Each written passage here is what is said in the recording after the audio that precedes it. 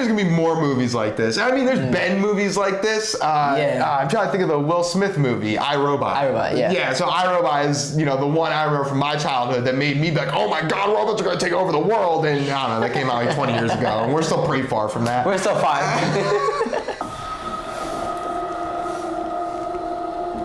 What's heaven? It's a peaceful place in the sky. That's a good question. Love that Are actor. you going to heaven? No. Why not? This looks badass. Yeah. You gotta be a good person to go to heaven.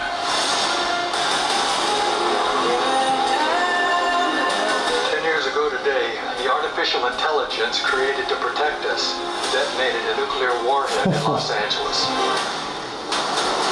For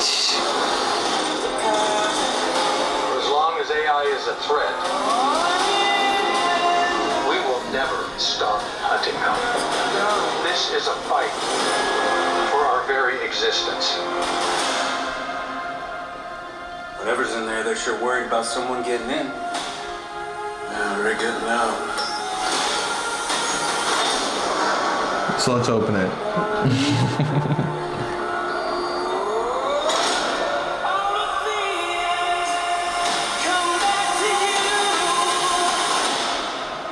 We're the same.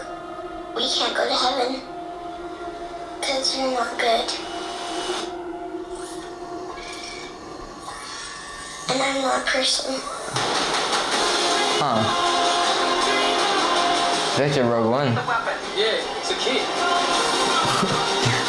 Now what? What do you want with the child?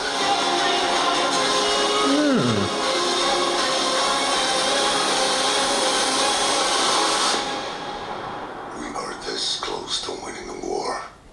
Execute her, or we go extinct.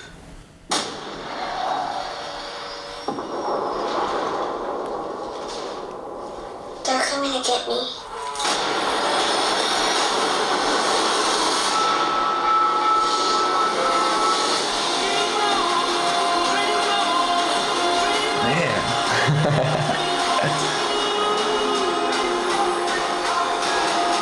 Damn, dude, I might not heard about this. It's Creator. Damn, dude, that looks awesome. Someone's interested. This is so up my alley. Are you kidding me? So you got the cool, anytime you have a cool, interesting sci-fi universe where, you got to kind of figure out what's going on in this futuristic dystopia. Obviously there's some type of AI malfunction situation going on, and there's a war that's broken out because of it. The one thing it doesn't seem like they're fighting AI though. So it seems like it's the people siding with AI versus people not on the side of AI going to war with each other, which is interesting. Personally, what I think what happens is maybe the AI is with this girl, and this girl is the little girl, and she's really powerful, and she can control the AI and stuff like that. And the humans are losing the war, so you have to kill the girl in order to save cut off the head of the snake, essentially. Yeah, so you gotta kill this girl in order to stop all the AI, but then the guy has to determine whether to be a good person, not being a good person if you don't choose either, but you have to choose which decision to make, or if you can do both. Or find a way to integrate, right? Yeah. Find a way that humans and AI can coexist in the future and live peacefully forever. Yeah. I guess that's what this will probably work towards, right?